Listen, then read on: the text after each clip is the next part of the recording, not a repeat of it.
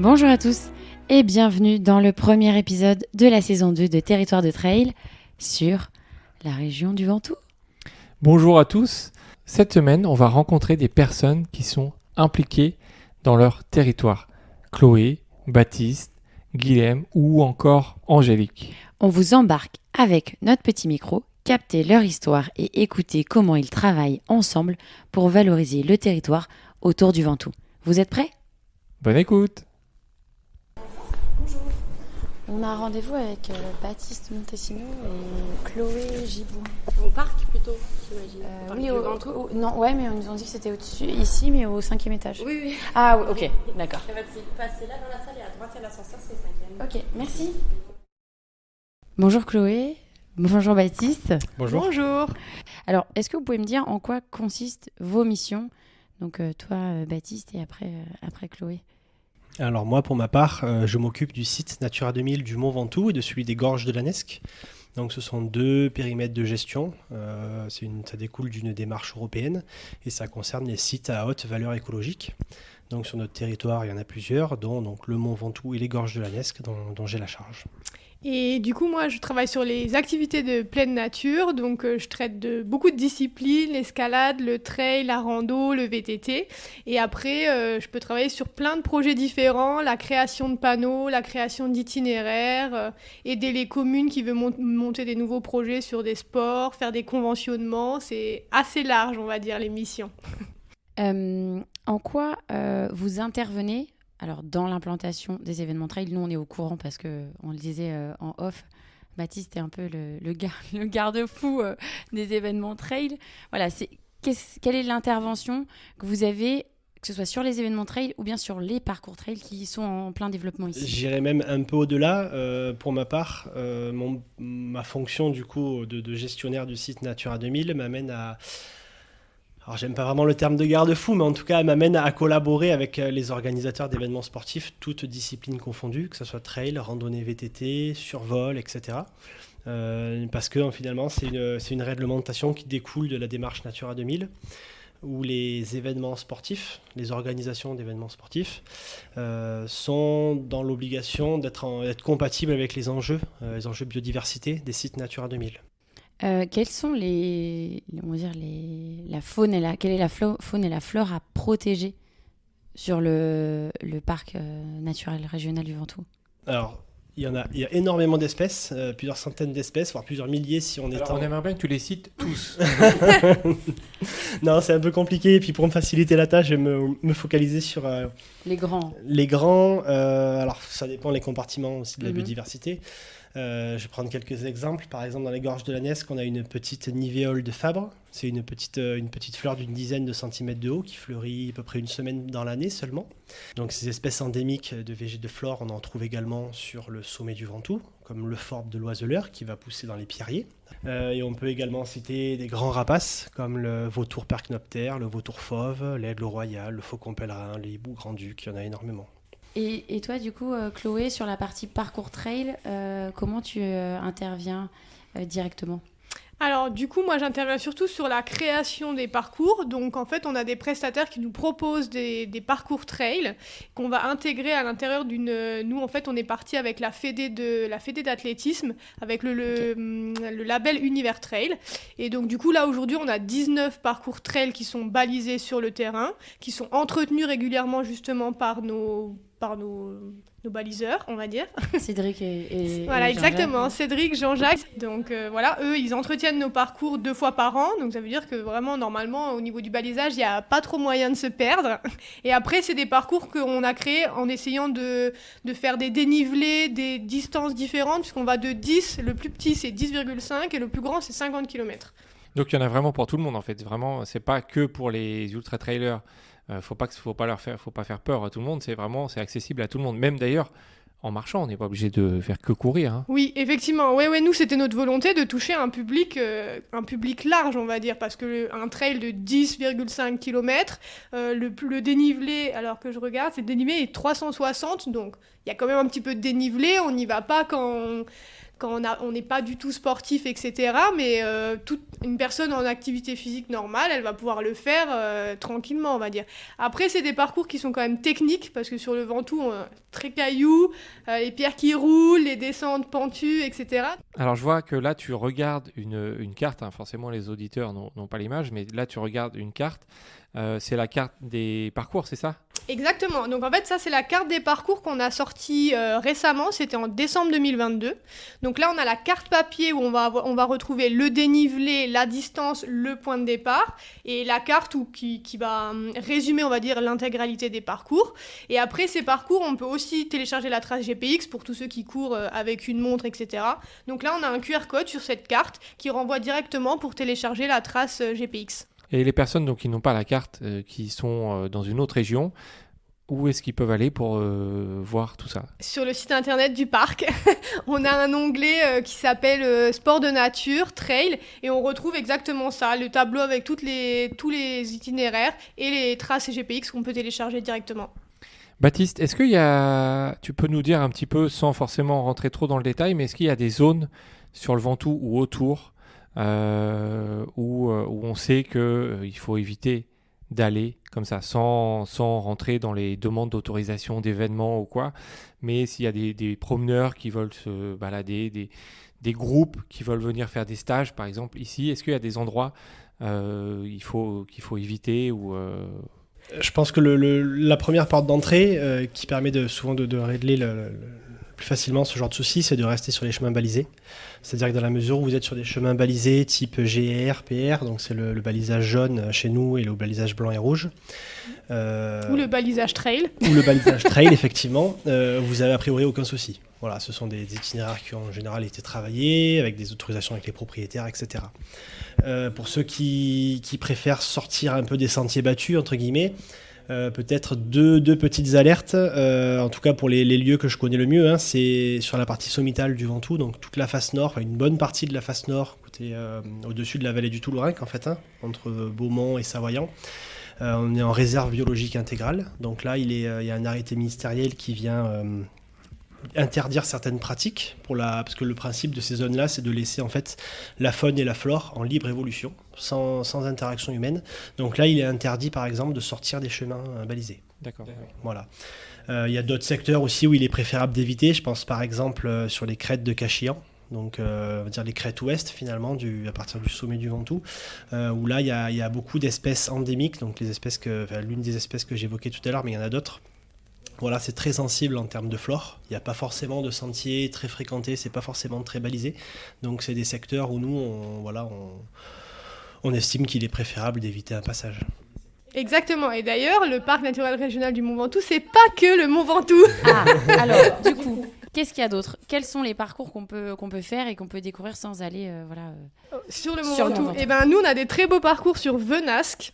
Là, on a vraiment on a toutes les difficultés du vert au noir sur Venasque. Et moi, j'en ai fait plusieurs sur Venasque et j'adore là-bas parce qu'on a une vue sur le Mont Ventoux, justement. On a des vues très belles. Donc, Venasque, c'est très sympa. Et aussi du côté de Sceaux, pareil. On va avoir la vue sur le Mont Ventoux d'un autre côté, les champs de lavande si on y va en juillet. Donc, il y a vraiment d'autres endroits, disons que sur le Ventoux, il y a quand même des parcours qui sont plus difficiles. Mais voilà, ceux qui veulent courir en montée, c'est le bon endroit. Mais après, il y a vraiment des parcours ailleurs qui vont vous faire découvrir des chouettes endroits du parc. Du coup, on conseille quoi aux gens qui viennent sur le Ventoux par rapport à tout ce que vous avez dit sur l'environnement ? C'est quoi les conseils un peu types qu'on pourrait donner à des marcheurs, des trailers qui viendraient dans le parc ? L'intersaison déjà. Alors, ne pas venir en période estivale, ça c'est vraiment... Il y a les feux de forêt, des fois on ne peut pas avoir accès au massif. Tout à fait, on l'a vu l'année dernière. Exactement, donc cette année ça sera à peu près pareil on va dire, donc vraiment ne pas venir en été. L'intersaison chez nous c'est très bien et même l'hiver. Hein.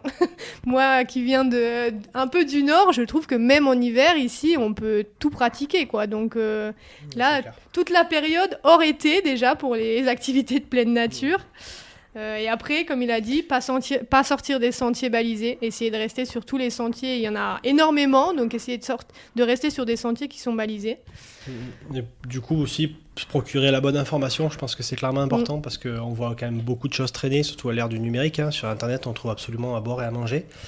Donc peut-être privilégier encore d'une certaine manière le contact humain en se renseignant, pourquoi pas dans les offices de tourisme intercommunal, où là, voilà, c'est vrai que nous, on a des supports. Il y a la plaquette donc, qui était évoquée tout à l'heure sur le trail, mais il y a aussi des docs d'information sur les sites Natura 2000, sur le massif du Ventoux, sur les gorges de la Nesque, et là, on retrouve les bons comportements.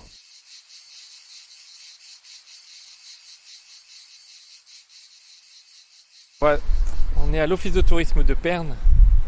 Pour On va aller rencontrer Guillaume Millet qui travaille pour la SMART, le regroupement des offices de tourisme autour du Ventoux. On l'avait déjà rencontré une autre fois, mais on va lui reparler. On a un ciel bleu, on est en short t-shirt. Ça, c'est la vie du Sud. L'avantage d'être dans le sud, vraiment. On oublie souvent. Bonjour Guillaume. Bonjour. Alors on est ici à l'office de tourisme de Pernes. Est-ce que tu peux commencer par nous dire quel est ton rôle ici à l'office de tourisme de Pernes ? Oui, bien sûr. Donc, je suis directeur de l'office de tourisme, alors qui s'appelle Porte du Ventoux, puisque c'est un office de tourisme intercommunal. Et puis, je suis également donc inclus dans l'association qui s'appelle Destination Mont Ventoux Provence, dont la marque récemment lancée s'appelle Ventoux des Terres au Sommet. Et donc, nous sommes 4 directeurs d'office de tourisme inclus dans cette association. Et moi, pour ma part, je suis référent sur tout ce qui est activité de pleine nature. Alors, est-ce que tu peux nous dire pourquoi vous avez eu la volonté de créer cette marque Ventoux des Terres au Sommet ? Oui, bien sûr. Il faut savoir qu'aujourd'hui, le Ventoux, c'est une vraie destination touristique. Cependant, c'est une destination connue beaucoup justement dans tout ce qui est activité de pleine nature, mais ça l'est, on s'est rendu compte un petit peu moins pour le reste, pour tout ce qui est territoire, paysage. C'est vraiment, le Ventoux est associé au sport, mais pas forcément comme étant un lieu potentiellement de vacances. Est-ce que vous avez volonté à dynamiser ça ? Alors, on le sait qu'il y a des parcours de trail qui sont créés. On a rencontré Cédric Demangeon, Baptiste Montesino, Chloé Giboin sur ces thématiques-là. Oui. On sait que c'est en train d'être développé.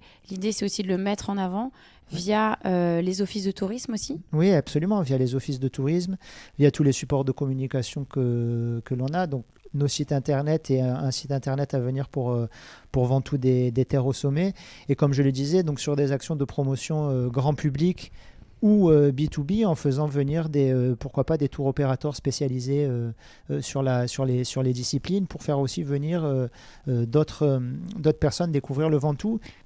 Est-ce que tu as un ou deux lieux, endroits pépites hors sport dans le coin ? Tu le disais, c'est la zone du Ventoux, c'est pas que le sport, c'est le terroir. Est-ce que tu peux nous donner un ou deux ou trois endroits pépites qu'il faut absolument aller voir quand on est ici, visiter ? Oui, bien sûr.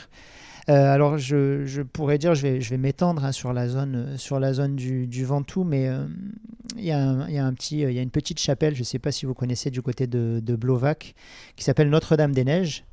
Donc je présume qu'elle a ce nom parce qu'on a un point de vue exceptionnel sur le Mont Ventoux, et je pense que de par sa localisation, partant de Mistral, il doit avoir un petit peu de neige qui tombe sur le... Il ne doit pas faire chaud. Voilà, les giboulées de mars, à mon avis, des fois, elles doivent arriver jusqu'à cette petite chapelle. Ensuite, qu'est-ce que je pourrais vous donner comme autre endroit ? Oui, il y a un endroit qui est très, très sympathique. Il s'agit d'un petit restaurant, je ne sais pas si vous connaissez, sur la commune de Venasque, qui s'appelle Plein Air. Ah, j'en ai entendu parler il y a 2 jours, littéralement. Donc c'est un restaurant en plein air, avec uniquement des producteurs locaux. Donc sa démarche, c'est de travailler avec des producteurs qui sont 20 km autour du restaurant maximum. Donc il y a notamment beaucoup de producteurs pernois qui sont inclus dans la démarche. Je crois qu'il y a des groupes de musique aussi de temps en temps. Exactement, ils ont des soirées tout au long de la période printanière puis estivale. Le samedi soir, je crois, il y a un groupe de musique, et puis voilà, on peut profiter juste sous les chaînes de la musique et de bons produits locaux. Et ensuite, qu'est-ce que je pourrais vous donner comme autre pépite? On est à Perne, alors je pourrais que vous encourager à aller découvrir le centre historique de Perne. C'est un centre-ville médiéval. Merci Guillaume pour ce partage. Merci à Guillaume. vous. Merci. Après Guillaume, on est allé rencontrer Angélique, animatrice de la marque Ventoux des Terres au Sommet, fraîchement lancée. Elle nous a parlé de la genèse de cette marque touristique et des actions mises en place pour la développer.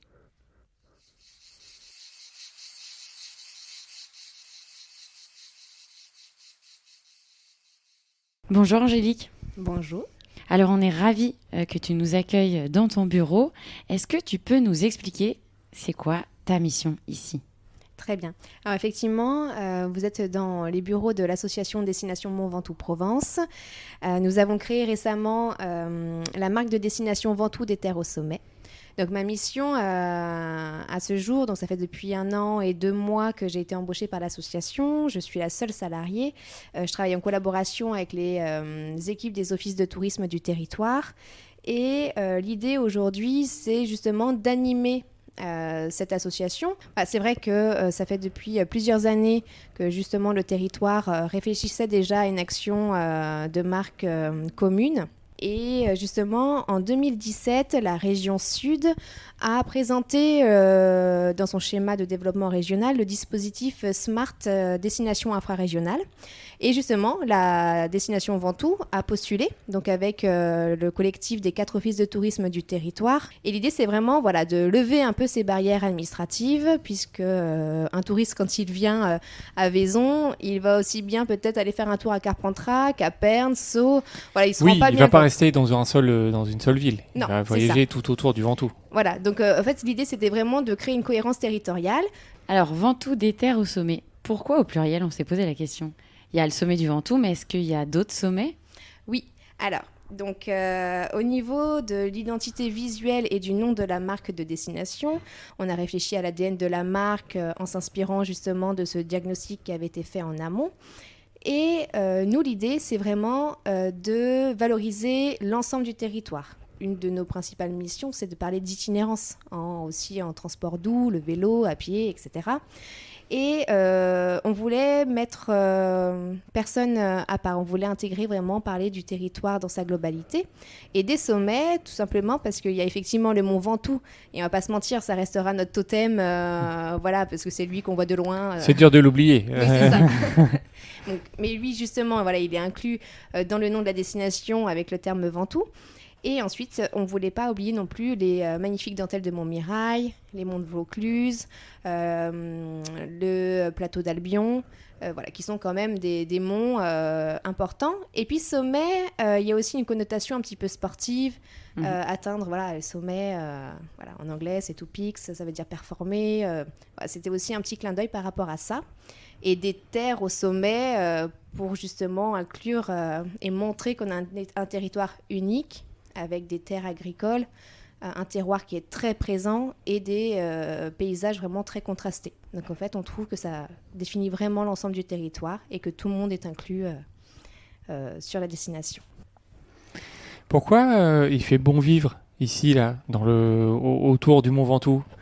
Alors, si je donne mon avis à moi, ce que j'aime vraiment ici, ce que j'ai apprécié, et ce que j'avais un petit peu peur venant de Suisse où les espaces sont immenses et il y a une densité de population qui est moindre, c'est justement, j'ai retrouvé un petit peu ces grands espaces naturels. Quand on part le soir, en fin de journée, en automne, et qu'on voit ce soleil rose là qui descend sur les dentelles, ou le matin qui est sur le Mont Ventoux, moi je trouve que c'est vraiment ça. Cet art de vivre à la provençale, je trouve qu'on le retrouve vraiment ici, que ce soit avec les rues vivantes, les légumes aussi, gorgés de soleil. Alors je vous explique pas, quand on revient de Suisse et que les légumes n'ont pas de goût. Tu retrouves le goût de tout. Les vraies tomates. Les vraies tomates. Cette ambiance, j'aime beaucoup, toutes ces petites fêtes de village. Et moi, j'ai un grand coup de cœur pour les villages perchés. Alors vraiment, je pourrais y passer des heures. Merci Angélique. Merci. À bientôt sur une course. Ah, c'est enregistré, hein.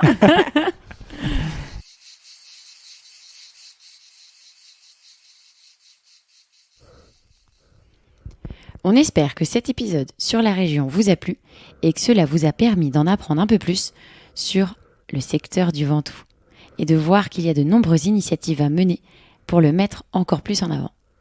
La semaine prochaine, on vous parlera des parcours trail pour vous donner 2-3 idées ou plus à découvrir dans la région. N'hésitez pas à nous faire des petits retours sur nos réseaux sociaux, Instagram et Facebook, Territoire de Trail, et nous partager vos coups de cœur dans cette région ou ailleurs. Et on vous dit à la semaine prochaine, mercredi 18h30 pour un nouvel épisode et découvrir les plus beaux territoires de trail.